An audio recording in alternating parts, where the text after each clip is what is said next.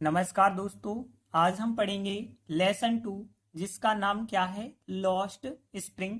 इतना अकेला भी हो सकता है नाम, और ये उसका उपनाम है लॉस्ट स्प्रिंग, और उपनाम क्या है, स्टोरीज ऑफ स्टोलन चाइल्डहुड। देखिए, लॉस्ट मतलब खो गया, स्प्रिंग यानी बसंत, तो बसंत जो है खो चुका है।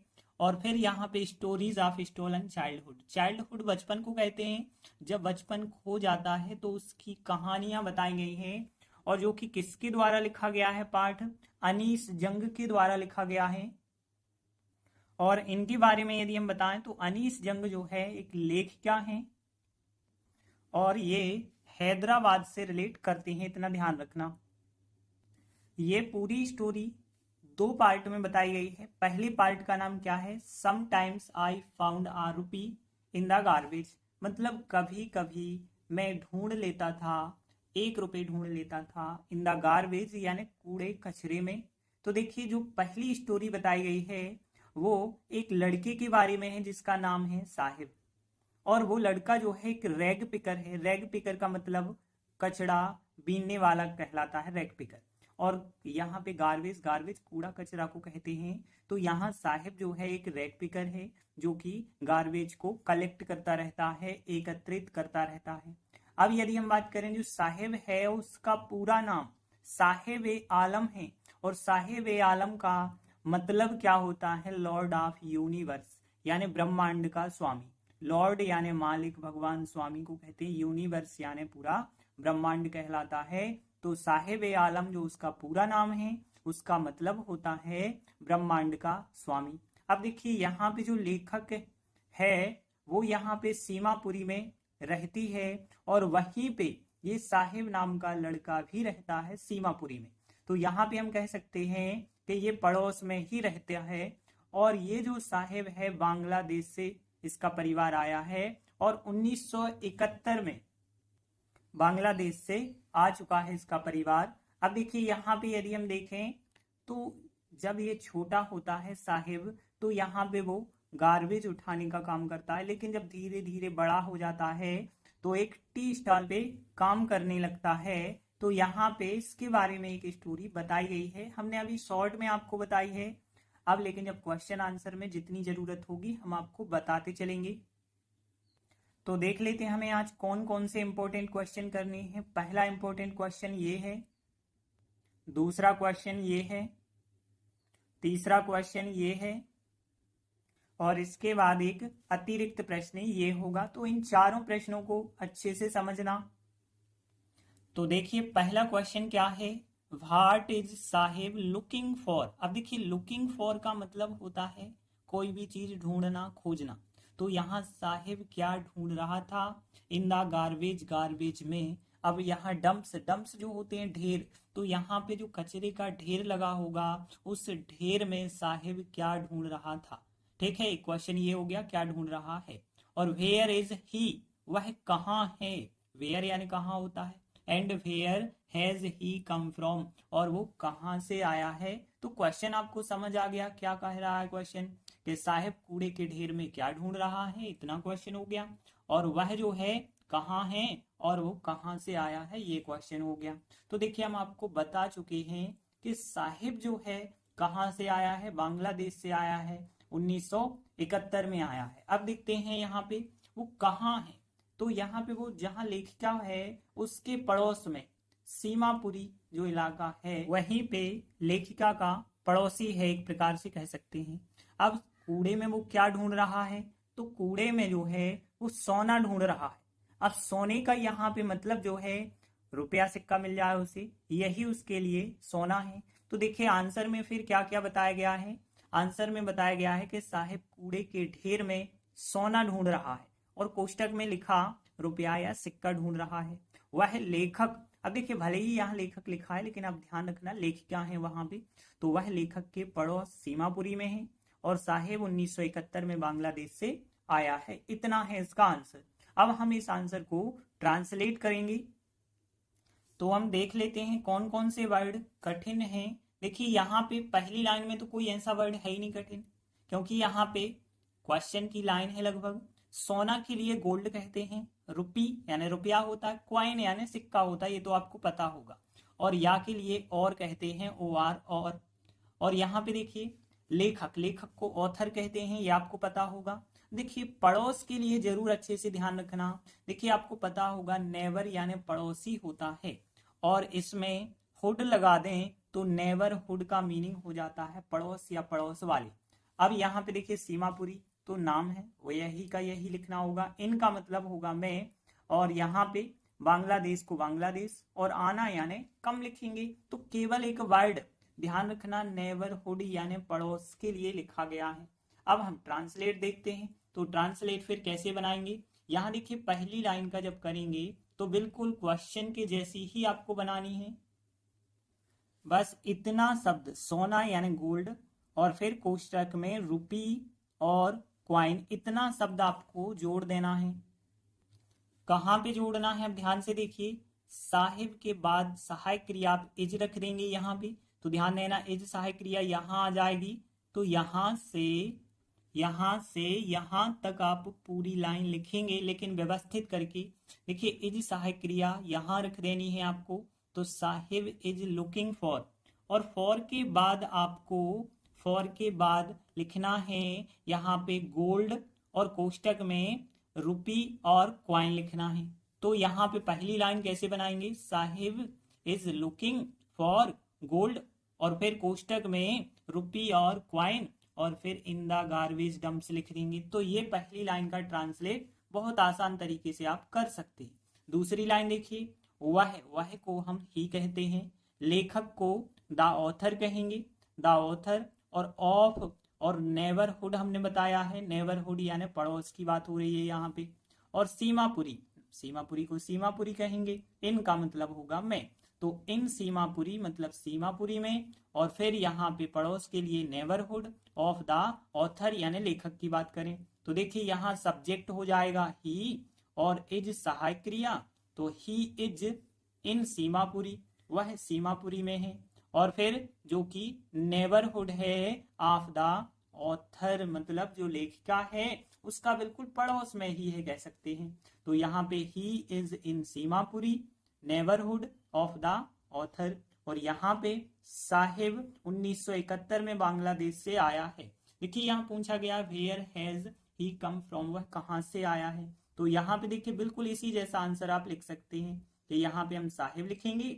अब हैज सहायक क्रिया यहाँ लगी है परफेक्ट टेंस की, तो हैज सहायक क्रिया लगा देंगे, तो साहिब हैज, और फिर कम मतलब आया है, थर्ड फॉर्म कम का कम ही होता है, फ्रॉम मतलब से, फ्रॉम, और फिर बांग्लादेश मतलब बांग्लादेश से आया है, और इन लगा के 1971 में आया है। तो Sahib has come from Bangladesh in 1971। तो इस प्रकार से पूरा आंसर बन जाएगा।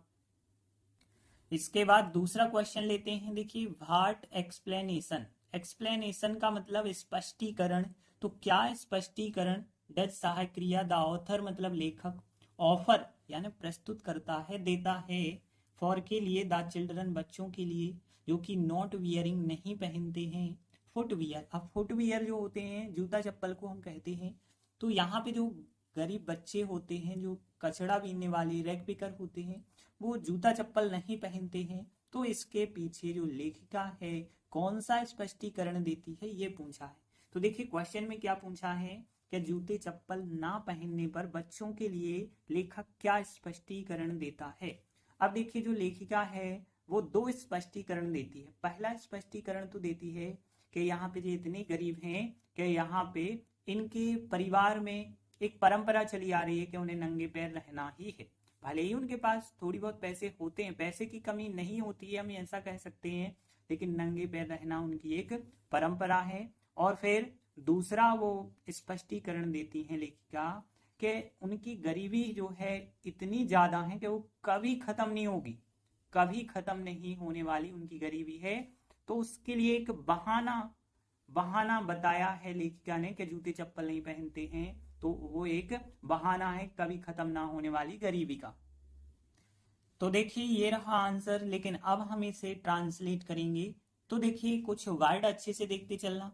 सबसे पहले तो यहाँ पे नंगे पैर, नंगे पैर को हम कहते हैं बेयर फुट, ध्यान रखना। तो बेयर फुट का मतलब होता है नंगे पैर। और इसके बाद रहना, रहना को लिव नहीं लिखेंगे, यहाँ लिखा गया स्टे, स्टे यानी रुकना ठहरना, ठीक है। और ट्रेडिशन जो होती है परंपरा कहलाती है, ये तो आपको पता होगा। तो ट्रेडिशन जो है परंपरा के लिए कहते हैं। पैसे को मनी कहते हैं। कमी, कमी को लैक कहते हैं, ध्यान रखना, लैक मतलब कमी। और फिर यहाँ पे लेखक के द्वारा दिया गया दूसरा स्पष्टीकरण है कि, तो स्पष्टीकरण के लिए एक्सप्लेनेशन क्वेश्चन में दिया गया है। और इसके बाद देखिए गरीबी, गरीबी को भी पता होगा, पॉवर्टी कहते हैं। तो पॉवर्टी मतलब होती है गरीबी। और फिर बहाना के लिए एक्सक्यूज बताया गया है, यहाँ पे एक शब्द एक्सक्यूज यानी बहाना, कभी खत्म ना होने वाली। देखिए कभी नहीं को नेवर कहते हैं, नेवर एंडिंग मतलब कभी खत्म ना होने वाली, नेवर एंडिंग।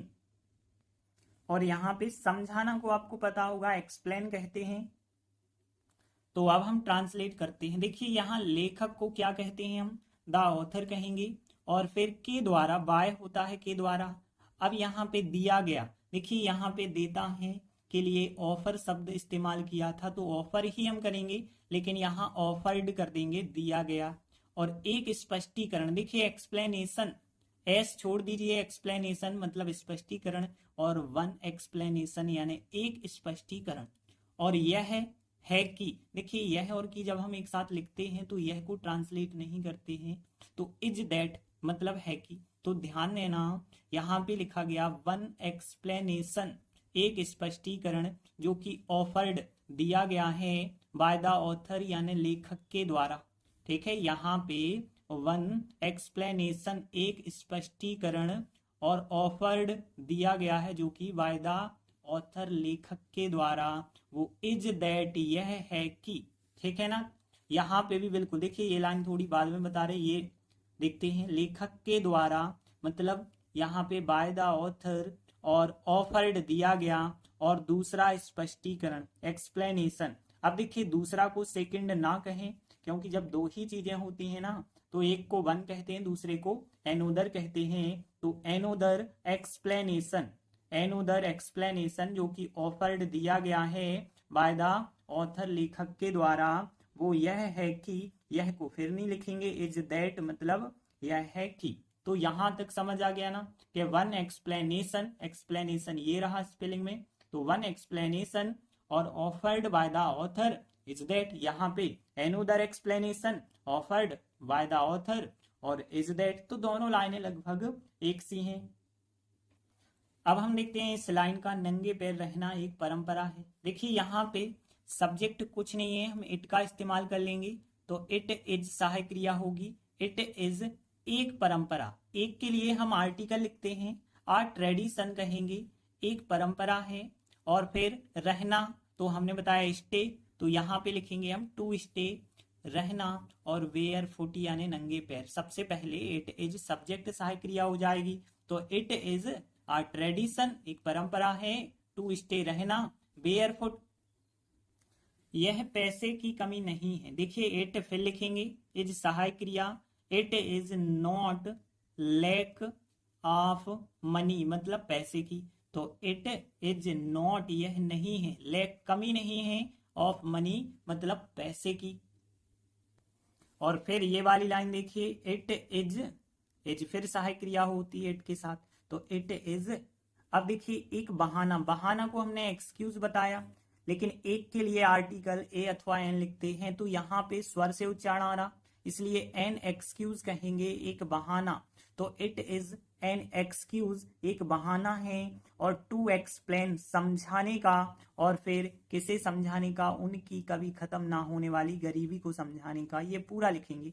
उनकी मतलब दियर, और फिर कभी खत्म ना होने वाली नेवर एंडिंग पॉवर्टी मतलब गरीबी को। तो यहाँ it is an excuse to explain और दियर नेवर एंडिंग पॉवर्टी। तो देखिए एक बार रिपीट कर देते हैं, तो one explanation offered by the author और is that it is a tradition to stay barefoot, it is not lack of money। और यहाँ पे another explanation offered by the author is that it is an excuse to explain their never ending poverty। तो इस प्रकार से हमारा answer बन जाएगा।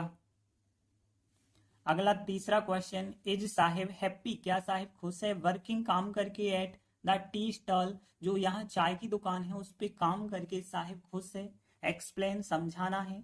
तो क्वेश्चन तो आपको समझ पूछा गया है, क्या साहिब चाय की दुकान पे काम करके खुश है, समझाना है हमें।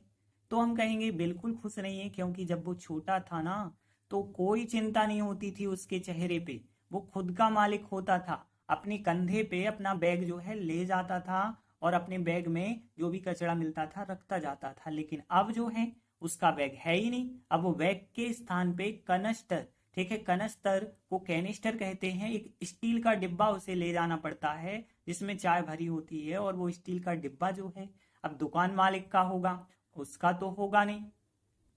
तो देखिए आंसर बताया गया कि साहिब चाय की दुकान पे काम करके खुश नहीं है, क्योंकि वह अब अपनी खुद का मालिक नहीं है, उसके चेहरे पे जो चिंता मुक्त केयर फ्री लुक हुआ करता था वो खो चुका है। वह अब खुद के बैग के स्थान पे उस कैनिस्टर को ले जाता, कैनिस्टर यहाँ पे एक स्टील का डिब्बा है उसे कहा गया है, तो यहाँ वो कैनिस्टर किसका है, चाय की दुकान का जो मालिक है उसका है। अब देखिए हम ट्रांसलेट करेंगे तो कौन कौन से मीनिंग हमें चाहिए। देखिए यहाँ पे पहला शब्द हम आपको कहेंगे नो लॉन्गर। अब देखिए नो लॉन्गर का मतलब होता है अब और नहीं, ठीक है ना, ध्यान रखना, अब नहीं या अब और नहीं होता है इसका मतलब। और फिर खुद का, अब देखिए OWN ऑन यानी होता है खुद का, लेकिन यहाँ मालिक के लिए यदि हम कहें तो मालिक के लिए जो शब्द होता है वो ऑनर होता है, तो यहाँ पे खुद का के लिए क्या कहेंगे, ऑन, और ऑनर यानी जो होता है मालिक होता है। चेहरा को फेस कहते हैं, ये तो आपको पता होगा। और लॉस खो देना, लॉस्ट खो दिया है, थर्ड फॉर्म होता है, ये भी आप ध्यान रखना। अब यहाँ पे के स्थान पर देखिए टू द प्लेस ऑफ, ध्यान रखना, टू द प्लेस ऑफ लिखा गया है यहाँ पे, कि टू द प्लेस ऑफ का मतलब एक चीज के स्थान पे जब दूसरी चीज आ जाती है तो टू द प्लेस ऑफ का इस्तेमाल कर सकते हैं, तो टू द प्लेस ऑफ हो जाएगा। अब ले जाना, अब ले जाता है, देखिए यहाँ पे शब्द आपको पता होगा कैरी, कैरी करना मतलब ले जाना होता है। और इसके बाद एक और शब्द ध्यान रखेंगे, बिलोंग्स टू, बिलोंग्स टू यहाँ पे जब प्रेजेंट में किसी की कोई वस्तु होती है, जैसे हमने कहा पेन राम का है तो हम कहेंगे the pen belongs to Ram. वैसे ही यहाँ पे ये लाइन जब हमें ट्रांसलेट करनी पड़ेगी कि द कैनिस्टर, जो कैनिस्टर है वो बिलोंग्स टू है, वो किसका है, चाय की दुकान के मालिक का है, तो हमें बिलोंग्स टू का प्रयोग करके ये वाक्य बनाना पड़ेगा। तो देखिए पहली लाइन यदि हम देखें नो यानी नहीं, और फिर ये पूरी लाइन जो है क्वेश्चन की है आपको पता है, तो कैसे आप बनाएंगे। अब इज सहायक क्रिया स्थान पे आ जाएगी और इसके साथ नॉट भी आपको लगाना पड़ेगा, तो Sahib is not happy working at the tea stall, यहां तक आपको पूरा वाक्य बनाना पड़ेगा। तो क्या किया है, नो, नो लगाने के बाद यहां से यहां तक का translate Sahib is not happy working at the tea stall कर दिया है। आगे देखते हैं बिकॉज, क्योंकि, ही मतलब वह, तो बिकॉज ही, और फिर देखिए इज यहाँ पे सहायक क्रिया आ जाएगी, तो इज सहायक क्रिया लगा के हमने बताया है नो लॉन्गर का मतलब अब नहीं होता है, तो यहाँ पे नो लॉन्गर लिख देंगे, तो नो लॉन्गर हो जाएगा। तो यहाँ because he is no longer, अब क्या बचा है, अपने खुद का मालिक बचा है, तो हिज मतलब अपने, और OWN ऑन खुद का, और मालिक को मास्टर कह सकते हैं अपन, तो हिज ऑन मास्टर लिख सकते हैं। तो यहाँ पे सबसे पहले लिखा because he is no longer, और फिर हिज ऑन मास्टर। अगली लाइन देखिए, उसके चेहरे ने, हिज फेस, उसके चेहरे ने, केयर फ्री लुक, लॉस्ट मतलब खो दिया है, परफेक्ट टेंस है, हैज सहायक क्रिया में लगानी पड़ेगी, तो हिज फेस उसके चेहरे ने, हैज लॉस्ट खो दिया है, द केयर फ्री लुक। अगली लाइन देखते हैं, अब वह अपने खुद के बैग के स्थान पे उस कैनिस्टर को ले जाता है। देखिए नाव का मतलब होता है, अब ये तो आपको पता होगा, नाव, नाव ही, अब वह, नाव ही अब वह कैरी ले जाता है, प्रेजेंट सिंपल है, वाई हटा के IES कर देंगे, तो नाव ही अब वह कैरीज ले जाता है द कैनिस्टर, उस कैनिस्टर को ले जाता है, और के स्थान पर के लिए हमने बताया to the place of, to the place of his own bag, his own bag यानी अपनी खुद का बैग। जैसे हमने हिज ऑन मास्टर लिखा, हिज ऑन बैग लिख देंगे। तो नाउ ही, अब वह है, और कैरीज ले जाता है, द कैनिस्टर, उस कैनिस्टर को ले जाता है, to the place of his own bag.